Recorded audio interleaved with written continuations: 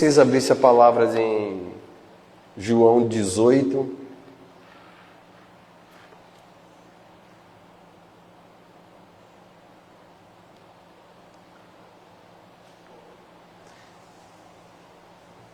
João capítulo 18, a partir do versículo 28.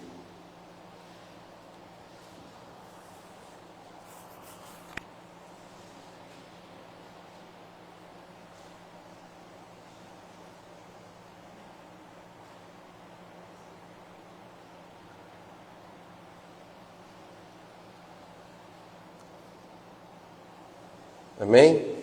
Eu vou ler na minha Bíblia. Ela é uma versão da Bíblia Viva, mas está correto aí em cima, tá? Diz assim: o julgamento de Jesus diante de Caifás terminou nas primeiras horas da manhã. Daí, ele foi levado ao palácio do governador romano. Os seus acusadores não entraram para evitar a contaminação cerimonial, pois queriam comer o cordeiro da Páscoa. Então o governador Pilatos saiu ao encontro dele e perguntou: qual é a acusação que vocês fazem contra este homem? Nós não teríamos prendido se ele não fosse um criminoso, disseram eles. Então levaram o acusador para ser julgado. Então leve o acusado para ser julgado por vocês mesmos, conforme a lei de vocês, disse Pilatos. Mas nós não temos o direito de executar ninguém, disseram eles, e é necessário a sua aprovação. Isso aconteceu para que se cumprisse o que Jesus havia dito a respeito do modo pelo qual ele morreria. Então Pilatos entrou novamente no palácio e ordenou que trouxessem a Jesus. Você é rei dos judeus? Perguntou Pilatos.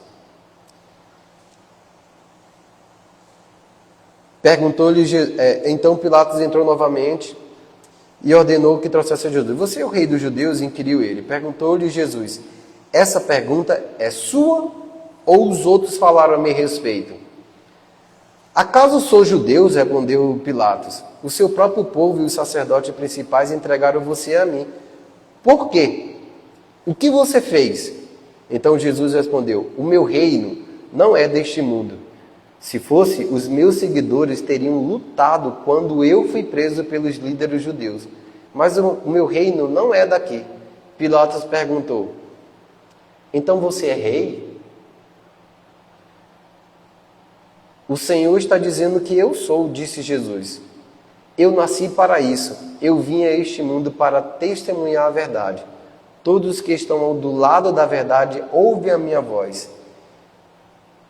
Amém? Pilatos perguntou para Jesus, falando assim: você é rei? Você é um rei? E Jesus respondeu: tu dizes, como diz a versão aqui em cima. Ele falou: você que está dizendo que eu sou rei. E aí disse Jesus: eu nasci para isso. Eu nasci para ser um rei. Eu vim a este mundo para testemunhar a verdade. Ou seja, ele mesmo era a verdade. Ele disse: eu sou o caminho, a verdade e a vida. Todos que estão do lado da verdade ouvem a minha voz.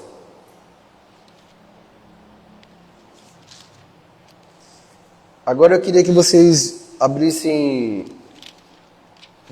capítulo 19 mesmo, no versículo 28. 19 e 28.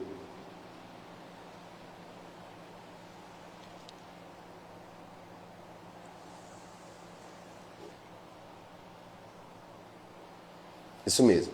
Jesus sabia que tudo estava terminado e, para cumprir as Escrituras, disse: eu estou com sede. Havia ali uma jarra de vinho azedo, de modo que ensoparam uma esponja nele, puseram num caniço e suspenderam até os lábios de Jesus. Tendo Jesus provado, disse: está consumado. Aí inclinou a cabeça e entregou seu espírito. Era dia da preparação e o dia seguinte seria sábado sagrado. Os líderes judaicos não queriam que os corpos permanecessem pendurados ali no dia seguinte. Por isso pediram a Pilatos que mandasse quebrar as pernas dos crucificados, a fim de apressar sua morte. Assim os seus corpos poderiam ser retirados das cruzes. Então os soldados vieram quebrar as pernas de 2 homens crucificados com Jesus. Mas quando chegaram a Jesus, viram que Jesus estava morto, e por isso não quebraram as suas pernas. Contudo, um dos soldados furou seu lado com a lança, e daí saiu sangue e água. Amém? Bom, o tema da minha pregação hoje é: Jesus é o meu substituto e o teu substituto. Porque Jesus, quando ele foi à cruz do Calvário, ele não existia um pecado dele. Então, naquele lugar, ele estava morrendo por causa de mim. Eu sei disso. Por causa de toda a minha natureza pecaminosa, por causa de todos os pecados que eu fiz, por causa de todas as minhas ofensas contra ele, por causa de todas as minhas iniquidades que eu cometi. Então, por causa de mim, ele estava na cruz. Eu não sei se isso é uma realidade de você. Eu não sei se você se identifica com Jesus. Quando ele está morrendo, ele morre por causa de quem? Por quem que ele está morrendo naquele lugar? Por causa de mim e por causa de você. Porque ele veio testificar da verdade e ao mesmo tempo que ele era rei. Mas só que onde que ele gostaria de ser rei? Ele morreu em função de você, para que ele pudesse ser rei do teu coração. Aqui o relato está dizendo que existiam 3 pessoas sendo sacrificadas e mortas naquele dia.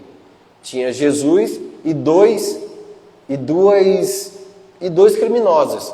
Um deles era Barrabás, que todo mundo sabe. Mas aquilo ali estava representando no Velho Testamento isso aqui, ó. Existia 2 testemunhas, isso aqui era o altar do sacrifício, existia 2 testemunhos, e aqui dentro era colocado o Cordeiro de Deus para ser sacrificado. Na hora da cruz tinha 2 testemunhas também. E Jesus estava no meio para ser o sacrifício. Em todo lugar que Jesus se apresentava, ele tinha 2 pessoas que testemunhassem. Era por isso que a lei dizia: 2 ou 3 pessoas testemunhassem a respeito de alguma coisa, seria verdade. Então, aqui está o lugar do sacrifício. E naquele lugar, quando o sacerdote no Velho Testamento pegava o Cordeiro de Deus, sacrificava, colocava ali em cima, de frente um anjo para o outro, e ali era o sacrifício. Agora, quando Jesus ele entra, ele é chamado de o Cordeiro de Deus que tira o pecado do mundo. Que pecado é esse? De quem é esse pecado que ele tirou? Fale: o meu. É sobre o meu pecado que Jesus morre na cruz do Calvário. É sobre o meu. É sobre o seu. É sobre a sua natureza pecaminosa, criada em Adão. Todos descendem dele. Agora, quando Jesus morre e você aceita ele como Salvador, todos vai descender dele. Tem algum advogado aqui presente? Existem 3 formas de você pertencer a uma nação, a um país e a um povo, correto? Que é o sangue, o território e o nascimento, correto? Isso é Constituição, direito constitucional. E existem 3 formas de você ser pertencente de algum lugar: o sangue, o nascimento e o território, correto? Está na lei. E essa lei veio de Jesus, do Velho Testamento. Por quê? Nós nascemos do sangue do Cordeiro de Deus. Nós nascemos na família de Deus, por causa do sangue. E o território. Onde é o território? Nós somos chamados de embaixadores de Cristo. Porque se você está em outro país, você pode ir à embaixada e se registrar como pertencente àquele país. É tanto que as pessoas que nascem em outro país, eles podem correr à embaixada brasileira para ser um nacional brasileiro, correto? Uma outra forma é a renúncia. Eu estava tirando a dupla cidadania em um país. Então, quando eu chego lá, se eu quero pertencer somente àquele país, eu renuncio à minha nacionalidade, correto? Então, quando você aceita Jesus como Salvador, você rejeita a nacionalidade do seu familiar, você rejeita a nacionalidade da nação que você nasceu para se tornar descendente do reino de Deus. Quando você nasce, quando você confessa a Jesus como Salvador, você nasce na família de Deus, pelo sangue, pela família e pelo território, porque é na igreja. Nós somos a igreja de Jesus. Então, nós aceitamos a Jesus como Salvador, mas quando aceitamos Ele como Rei de uma nação. Uma nação o quê? Celestial. É por isso que a Bíblia vai falar que nós não somos cidadãos daqui, somos cidadãos celestial. Por quê? Porque nascemos em um lugar que agora pertence a Jesus. Correto? Isso é direito constitucional. Mas da onde veio esse direito constitucional? De todas as leis que o próprio Deus instituiu na terra. Está lá no Velho Testamento. Toda lei, seja em qualquer lugar do mundo, ela vai ter um princípio lá no Deuteronômio, Levítico e a lei de Moisés, que são os 10 mandamentos. Mas, o que eu vou chamar a atenção de vocês é que quando Colossenses 1,4, Rafa, Colossenses 1,4, quando eu e você nos enxergamos morrendo na cruz do Calvário, quando nós estamos vendo a Jesus na cruz do Calvário, quem está morrendo sou eu e você. Porque Jesus não tinha pecado. Quem está morrendo é você. Morrendo de que forma? A sua natureza inclinada pelo pecado de nascimento da tua mãe e do nascimento de Adão, está lá sendo morrendo. O corpo dele está sendo entregue. A alma dele, o psique, está sendo entregue. E o Zoe de Deus, que é o Espírito, está sendo entregue. Para que você tenha abundância de vida, tanto no Espírito, tanto na alma, e receba milagres no teu corpo. Por isso que quando as pessoas oram pelas pessoas e acontece um milagre, é mediante o fundamento de que Jesus morreu por você.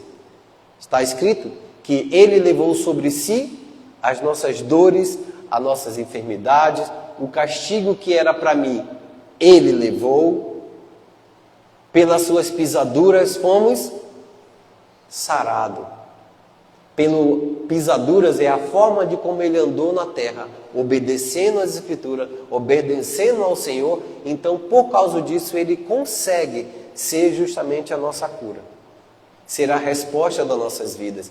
Então, quando nós vemos a Jesus naquele lugar, quem você tem que enxergar é você mesmo.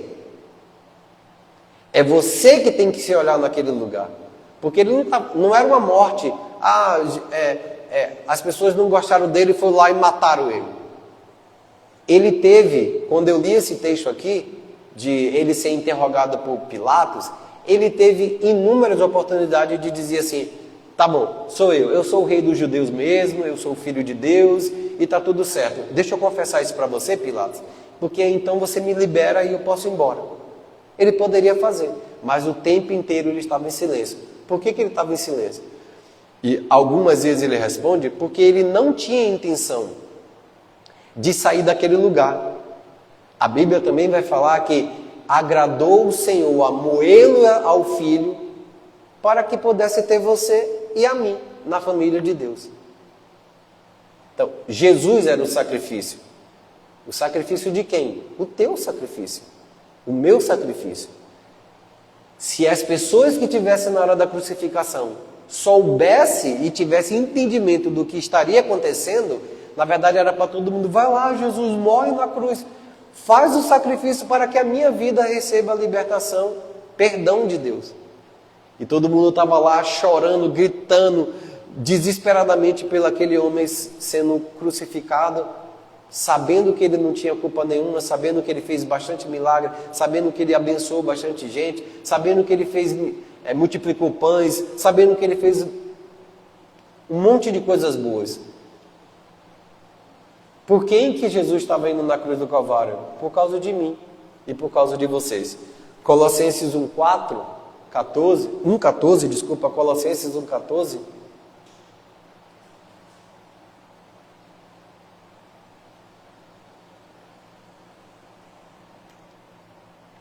Colossenses 1,14 vai dizer que comprou a nossa liberdade com seu sangue e perdoou todos os nossos pecados. Que liberdade é essa que a Escritura está dizendo? É que nós éramos escravos do pecado e, por consequência, Satanás era o nosso Senhor. E agora, na hora da cruz, Ele compra a nossa liberdade e, ao mesmo tempo, Ele perdoa os nossos pecados. Então eu e você somos homens e mulheres perdoados. Um detalhe da hora da crucificação é que o soldado fere na lança a lateral de Jesus aqui como é que se chama isso aqui? Costela. Por que eu não sei se vocês já perceberam na hora da cruz, existia uma árvore no Jardim do Éden que tinha um fruto. Então, a árvore se transformou numa madeira para ser a crucificação. Não sei se vocês perceberam que na hora que da costela de Adão saiu a mulher, correto? Está escrito isso? A mulher saiu da onde? Da lateral. É por isso que o soldado fere a lateral de Jesus, para dizer que por causa das feridas que ele teve, todas as mulheres são perdoadas também. São abençoadas idoneamente. Então, você, mulher, é tão abençoada, tão perdoada, tão redimida, como qualquer homem, como qualquer ser humano da terra. Por quê? Porque através de Adão foi gerada a mulher e pecaram. Então Jesus vem, o homem morre na cruz e a mulher, onde é que ficava? Foi lá e feriram ela, a Jesus, na sua costela, para representar que a mulher também tinha sido redimida por causa do sangue de Jesus. Efésios 1:7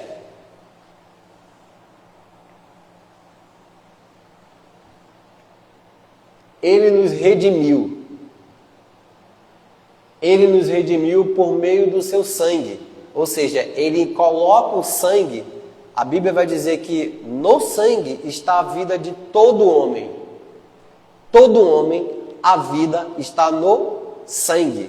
É lá que nós encontramos o DNA, o seu DNA.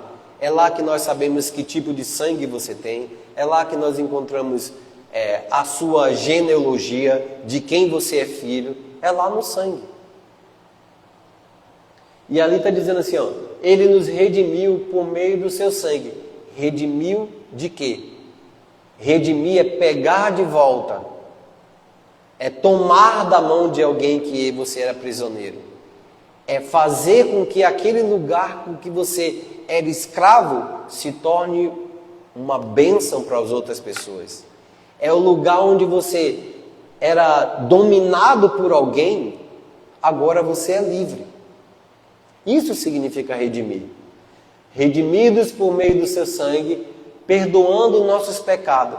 Seja qual o pecado que você cometeu, não interessa. Está perdoado. Você precisa entender que você é perdoado. Quando vem aqueles dardos inflamados do maligno, um tipo de pensamento que sempre querem te colocar, ou te colocar para baixo, ou dizer que você não é tão boazinha como se parece, ou então te fazer lembrar do teu pecado, ou dos erros que você cometeu, ou da vida que você tinha. Lembre Satanás sobre isso. Que ele me redimiu. Ele me redimiu dos meus pecados. Então, quando alguém vem me acusar, ou vocês, não sei se vocês percebem, mas um monte de pensamentos que chegam à tua mente, que não tem nada a ver com a vontade do Senhor, que não tem nada a ver com a Escritura. Às vezes você não está nem pensando sobre isso, vê um um tipo de pensamento. Você é cristão e só existe duas formas e duas fontes de pensamentos. Só existe duas formas. Ou ela é de Deus, ou ela não pertence ao Senhor. Só existe duas, não existe. Eu pensei agora. Não pensou. Se está fora, se vem na sua mente, só existe duas fontes. Ou é do Senhor, ou é de Satanás e por causa do pecado e de tudo aquilo que você era no passado. Porque como você pertencia a ele, ele tem a habilidade de chegar e querer te condenar novamente. Mas você pode falar, não, eu fui redimido, o sangue de Jesus Cristo me lavou, o corpo dele estava ali me perdoando, a morte dele representava a minha morte, então significa que eu estou perdoado. É uma forma de você confessar. Confessar não é só confessar pecado. Confessar não é só confessar aquilo que você fez de errado. Confessar significa coisas que o Senhor fez pela tua vida. Porque o Evangelho é uma confissão. Nós somos chamados para confessar. Quando você vê aquela palavra testemunhar, e testemunho que isso, testemunho que aquilo, para a pessoa ser testemunhar, ela tem que confessar. Quando o juiz te chama para ser uma testemunha, você está ali para confessar aquilo que aconteceu ou aquilo que não aconteceu. Correto? É assim que acontece. Então, o juiz é Deus.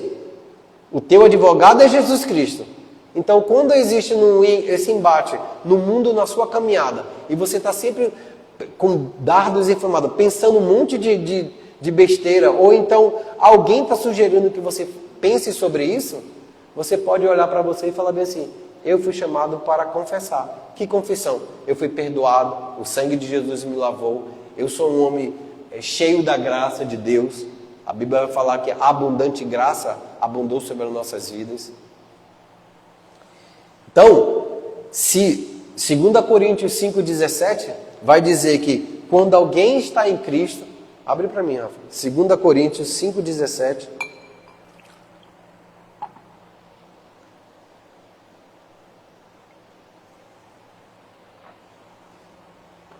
Quando Jesus morre na cruz do Calvário, ele morre para que você morresse também.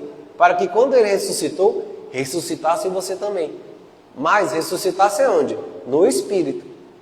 Você foi perdoada, você perdoado, você foi ressuscitado no Espírito. Então ele está dizendo assim, ó, quando alguém está em Cristo, torna-se uma pessoa totalmente nova por onde? Por dentro. Dentro está limpo. Dentro está perdoado. Dentro está redimido. O que é que você precisa saber agora quando andar pelo mundo? É saber que quem você é em Cristo. Porque o mundo vai te oferecer e vai dizer que você não é nada daquilo. Porque ele vai querer mentir para você. Mas você é filho do Deus da verdade. Jesus disse, eu sou a verdade. Eu vim para testemunhar sobre a verdade. Então você pode dizer, você mesmo, baixinho com você mesmo, quando vir esse tipo de dificuldade, essa luta, essa crise, para saber se Deus me ama, se Deus não me ama, se eu sou crente, eu sou não crente, ou se eu tenho uma vida de Deus ou não tenho, está aqui, ó. Quando alguém está em Cristo, torna-se uma pessoa totalmente nova por dentro. Já não é mais a mesma pessoa. Satanás sabe disso. Quando você está andando no mundo, ele consegue. E aquela pessoa é da luz. Porque você brilha, ainda que você não saiba. O teu espírito brilha nas trevas, ainda que você não saiba. É por isso que existe a perseguição, é por isso que existe a dificuldade. Por quê? Porque você está assim, ó, andando e brilhando. Porque o Espírito Santo está habitando em você através de Jesus. Já não é mais a mesma pessoa. As coisas antigas, que coisas antigas são essas? A sua vida pregressa, a sua vida pecadora, a sua velha vida, já passaram. Agora você é alguém vitorioso, agora você é alguém nascido na família de Deus, alguém que perdoado, alguém que pode transitar na presença de Deus. É por isso que ele fala, chegai-vos ao trono da graça, para receber favor. Antes você não podia entrar no trono. Antes o teu espírito não podia chegar na presença do Senhor. Primeiro porque ele estava morto. Segundo que não existia o perdão do pecado. Então você não poderia chegar com suas orações. Uma outra coisa, a fé que nós temos, que é um dom de Deus que foi colocado em você, ele é justamente um requisito para que você possa entrar na família de Deus. Porque é através dela que você acessa a presença do Senhor. A Bíblia vai dizer, sem fé É impossível agradar a Deus. E todos aqueles que se achegam a Ele, precisa crer que Ele é galardoador. Ele existe primeiro e é galardoador daquele que o buscam, mas através da fé. Ninguém pode chegar na presença do Senhor através de rituais, de sacrifício, de jejum, nada disso. Primeiro é pela fé. A fé vai crer que Deus existe e depois que Ele me recompensa pelo aquilo que eu estou pedindo, orando ou ansiando. Correto? Todos estão comigo? Está tudo meio claro aqui para vocês? Então, quando alguém está em Cristo, é uma pessoa totalmente nova por dentro. Já não é mais a mesma pessoa. Ou seja, você não é a mesma pessoa que sua mãe. Você não é mais a mesma pessoa que o seu pai. Você não mais tem os hábitos, porque esses hábitos que levavam à morte ou que trazia desconforto para a gente. Por quê? Porque ele foi morto na cruz do Calvário. Ele foi perdoado. Ele foi aniquilado quando o corpo quando o corpo foi morto. Então, agora você precisa entender e compreender que você é uma nova pessoa. E essas coisas novas vêm de Deus. Precisamos ter uma consciência que nós não temos mais o pecado que a gente pecava. Em Hebreus vai dizer que o sangue de Jesus, ele nos purificou da nossa consciência do pecado. O sangue do Cordeiro nos purifica a consciência. Onde está a consciência? Lá no Espírito. É lá no Espírito. Você é tricotomo, Espírito, alma e corpo. João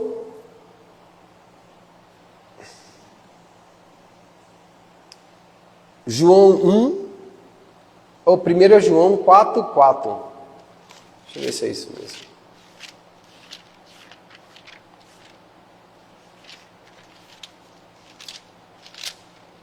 Primeiro João 4:4.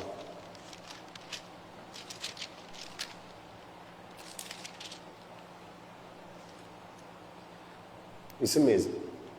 Meu filhinho, você que é crente em Jesus, que aceitou Ele como Salvador, que é nova criatura, que foi perdoado dos pecados, que foi remido das suas ofensas, agora, meus filhinhos, vocês são de Deus. Quem é de Deus tem a natureza de Deus habitando em você. Já ganhamos a luta contra aqueles que se opõem a Cristo, porque aquele que está no coração de vocês, ou seja, aquele que habita em você, é maior do que o que está no mundo. Quem habita dentro de você agora, é o Espírito Santo, é maior do que o mundo. O mundo que ele está dizendo é as suas concupiscências. A concupiscência dos olhos, a concupiscência da carne e a soberba da vida, que foi o pecado original. A Eva olhou, desejou o fruto, concupiscência dos olhos. Viu que a árvore é boa, que era boa para se comer, concupiscência da carne. Quando esse desejo chegou na vontade, ela falou bem assim: quero nem saber mais do que é que Deus falou. Soberba da vida. O que é soberba? Ser um cara orgulhoso, ser um cara soberbo, ser um homem... Ou seja, enquanto a Bíblia vai dizer, humilhai-vos, pois, debaixo da poderosa mão do Senhor. O que é humilhar? Vem da palavra humus, que significa feito da terra. Não quer dizer que você vai ser escrachado, ou que você vai ser desvalorizado, ou que alguém vai te... Não é isso que a Bíblia está dizendo. Verdadeiramente não é isso. Significa que você é humo, e você veio da terra. Então precisa obedecer às coisas de Deus, precisa depender dele, porque você não pode criar e nem gerar todas as coisas, somente ele. 1 João 3:8.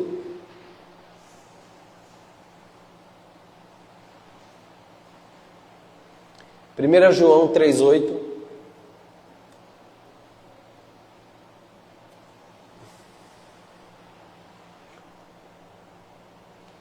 Isso mesmo. Mas se vocês continuarem a pecar, isso demonstra que vocês são do diabo. Ou seja, ele está fazendo uma relação de Senhor e Senhor. Se eu sou crente e começar a voltar a pecar, se você peca, ele é fiel e justo para perdoar os seus pecados. Mas se você vive uma vida, abandona a sua comunhão com a igreja e volta a viver, significa que você não entendeu nada, você devolve o senhorio a Satanás. E aí ele fala assim, porque o diabo peca desde a criação do mundo, mas o Filho de Deus, ele se manifesta e morre na cruz para destruir as obras do diabo. Que obra do diabo é essa? A forma de você pecar, as formas de você pensar, a forma de você andar em determinadas situações, ou de você, da forma de resolver problemas. Muitas vezes faltou dinheiro, o que é que você faz? Imagine que eu era um ladrão, faltou dinheiro, o que é que eu faço? Eu vou roubar. Ele veio para destruir isso na minha vida. Estou carente, vou lá e vou me prostituir, vou cometer fornicação. Ele veio para destruir essas obras em mim, para que a natureza do pecado e a natureza em Adão fosse destruída em mim, para que a vida dele pudesse se apossar de mim. Através da onde? Através do Espírito Santo que habita em você. Filhinho, não sabeis que aquele que habita em você é maior do que aquele que está no mundo. Então, para isso o Filho de Deus se manifestou, para destruir as obras do diabo. Então, o velho homem, criado em Adão, com suas fraquezas, com suas falas, com as dúvidas, os medos, seu senso de servidão às circunstâncias, aconteceu um problema, de que forma eu resolvo isso? Oro e confio em Deus ou faço da minha forma? Isso foi destruído quando Jesus morreu naquele lugar. Porque ele foi chamado de maldito. Maldito todo homem que morrer na cruz do Calvário. Ou seja, quem é maldito recebe maldição.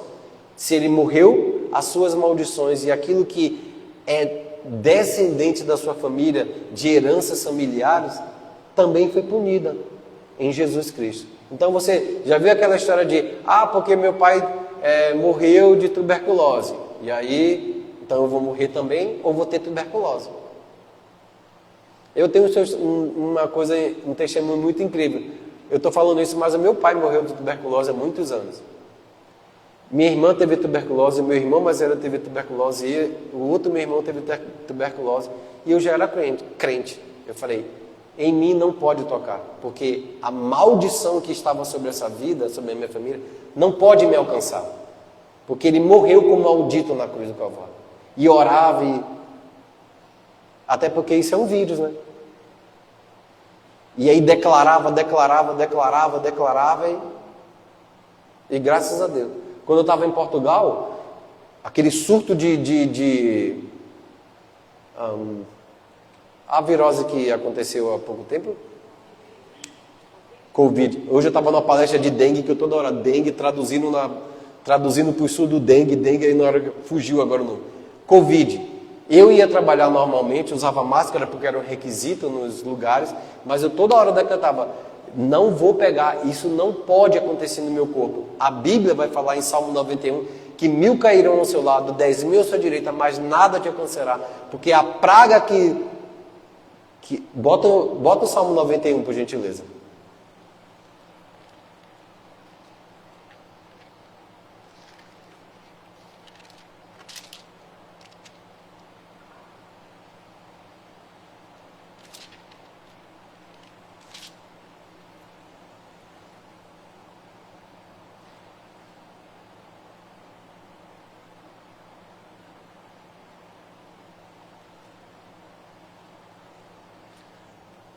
Desce até o versículo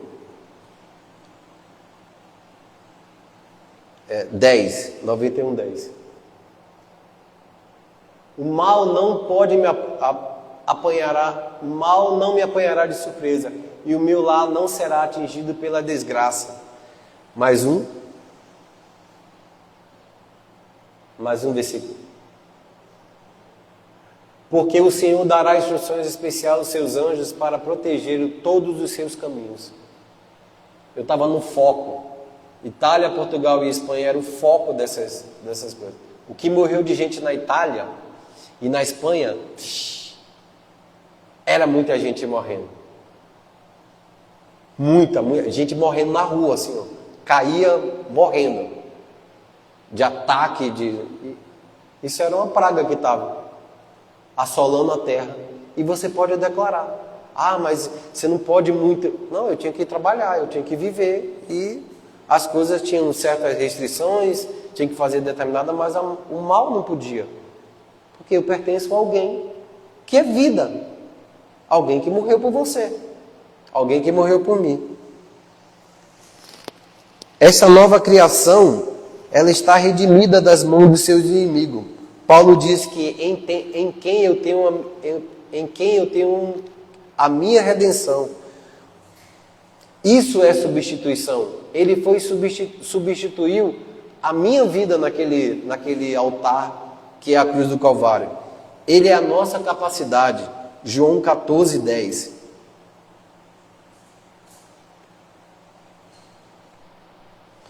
João 14:10 fala assim, ó, você não crê que eu estou no Pai e que o Pai está em mim? As palavras que eu digo, elas não são propriamente as minhas, mas o Pai que vive em mim, Ele faz a sua obra por meu intermédio. Isso era Jesus vindo à terra, e tudo que Ele falava por meio do Pai. Ele não tinha que argumentar com ninguém sobre o que falar, porque todas as coisas vinham do Pai falando. Uma outra coisa é que tudo que Ele fazia era a vontade do Pai. Então, quando Ele sai, que cura um monte de gente, era o Pai curando, através da vida dele. E isso é justamente o chamado que nós temos. É que quando nós impormos as mãos, as pessoas serão curadas. Quando nós dizermos, sai em nome de Jesus, os demônios têm que submeter. Por quê? Não porque eu sou bonzinho, não porque eu sou santo, não porque eu fiz algum jejum, sacrifício. É que o Espírito Santo está habitando em você. Ele faz a sua obra pelo nosso intermédio. O poder é dele, a glória é dele, tudo é dele. Ele só pede para que, possa me emprestar o seu corpo aí para poder andar na terra junto com vocês? É isso que ele está dizendo. Jesus era um corpo emprestando o Pai para fazer a obra dele. Não vê que eu estou no Pai e o Pai está em mim? As palavras que eu digo não são minhas. E aqui ele está dizendo assim, Ele faz a sua obra. Quem faz a obra? Deus fazendo a obra através de Jesus. E isso, quando ele se assenta no trono e diz, está consumado, igual a Léa sentada ali naquela poltrona, no trono, significa que agora Deus quer fazer a obra, continuar a obra, o legado de Jesus. E quem é que ele vai chamar? Os anjos? Não, ele chama você. O que eu tenho que fazer? Crer naquilo que ele está dizendo. Porque no meio das dificuldades, o que é que eu faço? Satanás vem e rouba a palavra de Deus e rouba a semente que foi colocada. Mas se nós resistirmos o diabo, ele fugirá de vós. Imagine o texto de Josué. 12 espias vão à cidade de Canaã. 10 voltam com testemunho dizendo, não entre naquele lugar, porque tem gigante, o povo é guerreiro, a terra tem muita gente, tem lá os anaquins, que é um homem forte, alto, não vai sobrar nada para a gente. Josué fala bem assim, eia, o Senhor não mandou a gente fazer isso? Nós vamos pegar esses homens como um pão para mastigar. O testemunho dos 10 dizia, nós éramos como um gafanhoto diante daqueles homens. É isso que está escrito? É. O que é que acontece? Qual era a força de Josué? Nenhuma. Ele era um homem como aqueles 10 que voltaram. O que é que Josué aprendeu no caminho da dificuldade? A crer naquilo que Deus disse que era. Deus não disse que ia enviar o povo à terra de Canaã. Ele falou, bom, eu creio. Eu não tenho capacidade para lutar com nenhum gigante daquele. Eu não tenho capacidade de lutar com nenhum. Mas quem entrou na terra de Canaã? Josué. E quem lutou? Deus lutou através de Josué. Na hora da dificuldade da tua vida, você precisa acreditar que a palavra de Deus é a sua proteção. É o teu escudo, é a tua espada. O que é que você faz? Confessa a palavra de Deus. Quando você confessa, o Espírito vem e realiza aquilo que ele tem que fazer. É assim que nós ganhamos a vitória. Porque nós somos humanos. Não temos a capacidade de vencer o maligno, as doenças, as dificuldades que assolam a nossa vida. Nós não temos capacidade disso. Quem faz isso através de nós? Quando cremos na palavra. Está faltando alguma coisa? Eu sei que meu Deus suprirá todas as minhas necessidades em Cristo Jesus. E começa a confessar, e começa a declarar, e começa a fazer. Ou seja, a fé é a certeza daquelas coisas que já existem, mas que não está na sua mão. Quando você começa a falar a palavra de Deus, confessar aquilo que Ele disse, a fé toma esse lugar e gera todas as coisas. E gera todas as coisas. João 1, 12 e 13.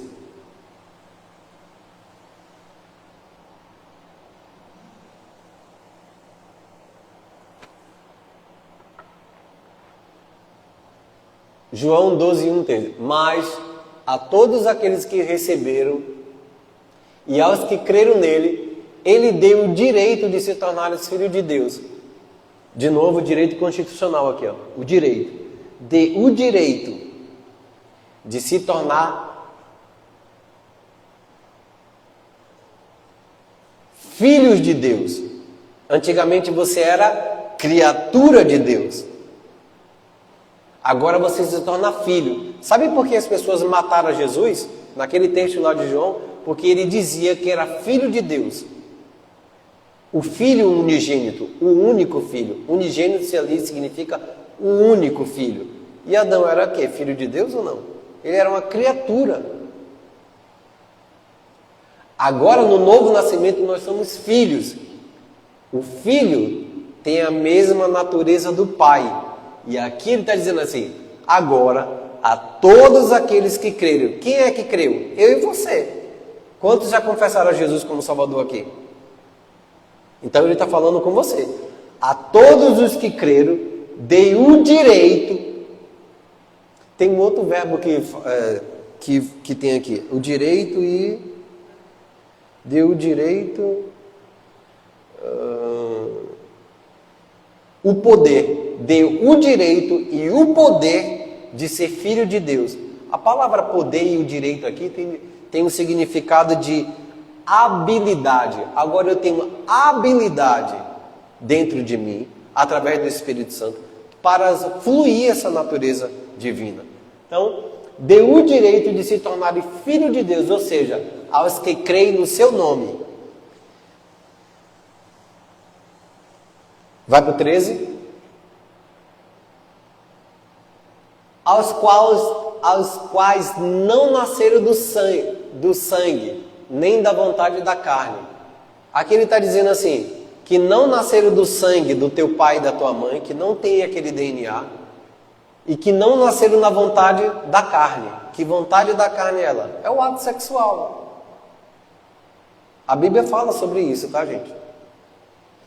Não nasceram nem da vontade do homem, da mulher, e nem nasceram do sangue, mas da vontade, nem da vontade do homem, mas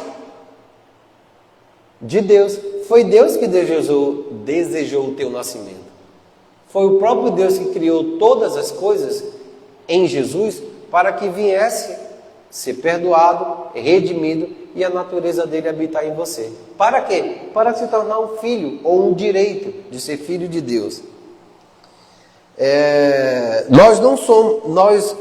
Nós fomos retirados do reino da morte, assim como Jesus foi retirado do reino da morte. Quando ele ressuscitou, eu e você também ressuscitou. É por isso que a Bíblia vai dizer, porque ele nos resgatou do império das trevas para o maravilhoso reino do seu Filho. Alguém sabe esse versículo? Filho amado. Então ele nos resgatou do império das trevas. A palavra império significa alguém que é contra um reinado, para o reino do Filho, do seu amado Filho. Ou seja, nós estamos, agora aqui, nós estamos no reino, exercendo o reino, vivendo o reino, o direito de... O seu corpo foi retirado do reino da morte física. Nosso espírito foi tirado do reino da morte espiritual. Nosso espírito foi tirado do reino espiritual. Pelo novo nascimento, nós nos tornamos participantes da natureza divina. nós nos tornamos a justiça de Deus. O que isso significa? Que podemos permanecer na presença do Pai com a mesma liberdade que Jesus tinha. Quando você vai para o seu quarto orar, tenha certeza disso, você está diante do trono. Ainda que você não veja, continua a fechar seus olhos, porque o teu espírito é quem atinge aquele lugar. É o teu espírito que está lá, na presença do Pai. Agora precisamos entender que temos a consciência da vitória. Porque se Jesus venceu, eu também venci. Só que nós vamos viver neste mundo e vamos passar pela circunstância que acontece. Passar pelas dores, pelos problemas. Não estamos dizendo que nós não vamos ter dores, dificuldade. Não, não é isso. É que através disso nós teremos vitória. É por isso que a Bíblia fala que em todas as coisas somos mais que vencedores pelo aquele que nos amou. Ou todas as coisas cooperam para o bem daquelas que amam a Deus ou ao Senhor. Temos a vitória em todas as circunstâncias. Ele nos deu isso. A vitória em todas as circunstâncias. E parece que nós nunca fomos ensinados a respeito disso, né? Eu vivi um tempo que eu nunca ouvi a respeito dessas coisas. E sofrendo minhas dores, minhas lutas, minha consciência do pecado, e eu falei assim, não, peraí, alguma coisa está errada. Eu preciso reler as Escrituras com um novo olhar. Eu preciso entender que as Escrituras dizem uma verdade pela qual eu não estava vivendo, pela qual eu não enxergava. Então eu estava sempre pedindo ao Senhor que abrisse os olhos do meu coração, que me desse espírito de sabedoria e conhecimento dele. Efésios vai falar isso. Paulo fala assim, eu oro para que o próprio Deus vos dê espírito de revelação e de sabedoria, no pleno conhecimento de Deus e de Jesus Cristo. Está lá em Efésios. Jesus podia andar na presença dos seus inimigos e não estava nem aí, muito pelo contrário. Quando Jesus passava, os demônios gritavam, oh, por que você veio nos destruir? Os demônios gritavam a respeito de Jesus. Ele não tinha nenhum senso de pecado e de condenação. E agora também você sabe que você não tem nenhum senso. Porque as Escrituras estão dizendo que Ele te redimiu, que Ele perdoou, que Ele lavou pelo sangue. Então, você não precisa ter uma consciência de pecado. Essa consciência foi lavada pelo Senhor. Então, quando o pecado bater na tua porta, quando as acusações na sua mente acontecer, você pode declarar. Pode declarar mesmo, porque, na verdade, se você está ouvindo, está vindo na sua mente, é porque alguém está falando. É a mesma história de Jesus caminhando no deserto e Satanás chega lá e fala bem assim, por que você está passando tanta fome? Você é Deus. Eu ouvi o Pai descer lá em forma de... O Espírito Santo descer em forma de pomba e dizer assim, tu és o meu filho amado que me comprais. Satanás ouviu isso e vai lá e fala assim, eu sei que você é filho de Deus. Para de passar fome, para de jejuar, transforma essa pedra em pão. Da onde é que ele estava ouvindo isso? De Satanás. Quando você ouve alguma coisa desse tipo, é Satanás falando. E você pode falar igual a Jesus, nem só de pão viverá o homem. Quando alguém te condenar alguma coisa, você fala, o sangue de Jesus me redimiu de todo pecado. Eu fui perdoado, eu fui redimido. Eu sou vitorioso agora nas circunstâncias. Aonde eu tinha pecado, superabundou a graça. Ou seja, aonde eu era derrotado, agora eu tenho vitória. Aonde eu tinha dificuldade, agora eu tenho resposta. Aonde eu vivia oprimido, agora eu sou liberto. Você tem que dizer isso. O inimigo precisa entender e saber que você é essa pessoa. Senão ele vai te oprimir, empurrar você até a parede, até você ceder. Se você não começar a ter um hábito de confessar quem você é em Jesus Cristo, vai ficar calado. E calado você não pode ficar, porque você foi chamado para testemunhar. Testemunhar é confessar quem você é em Jesus Cristo.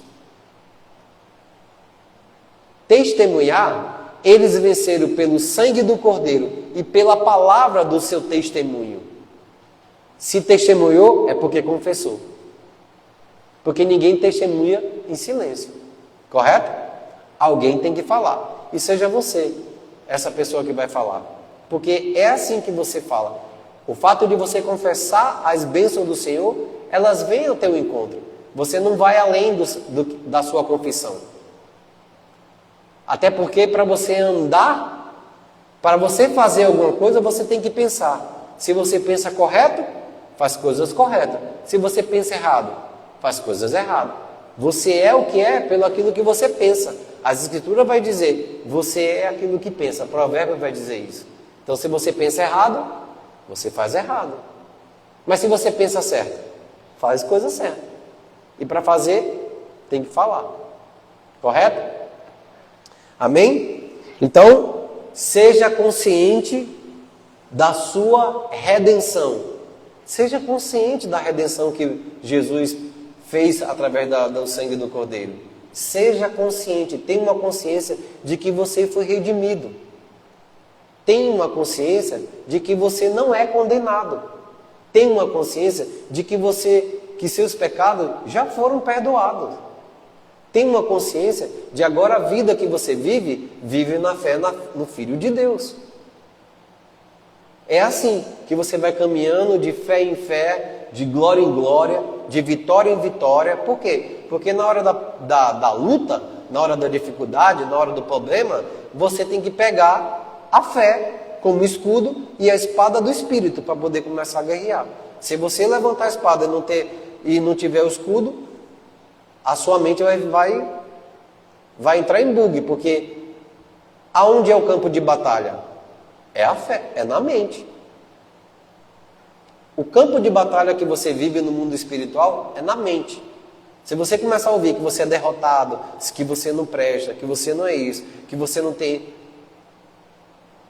Você vai aceitar aquilo como verdade, mas é uma mentira, que é o que Satanás faz. O príncipe deste mundo cegou-lhe o entendimento para que você não respondesse ao evangelho do Filho de Deus. É claro isso para vocês? Está claro isso? E como é que eu venço isso? Confessando. É a mesma coisa de uma discussão. Ah, porque você deixou o copo assim. Não, eu não deixei. Eu deixei o copo dessa maneira. Ah, não, você deixou a Bíblia desse lado. Não, eu deixei a Bíblia desse lado. É uma luta que você tem que viver. E é uma palavra. É a confissão. Ah, porque você agora pegou. Não, não sou pecador não. O sangue do Cordeiro já me libertou de todos os meus pecados. Ah, porque você é isso, você é aquilo. Não. Agora, se você fez realmente, vai e confessa o seu pecado ao Senhor no teu quarto, porque Ele é fiel e justo para perdoar. Sabe o que é ser fiel e justo para perdoar? No momento da confissão, há um momento do perdão e de redenção. Você pratica as obras de justiça, confessa o sangue e pede perdão, vem a justiça e te coloca no mesmo lugar que você está em Cristo Jesus. Amém? Vamos ficar de pé?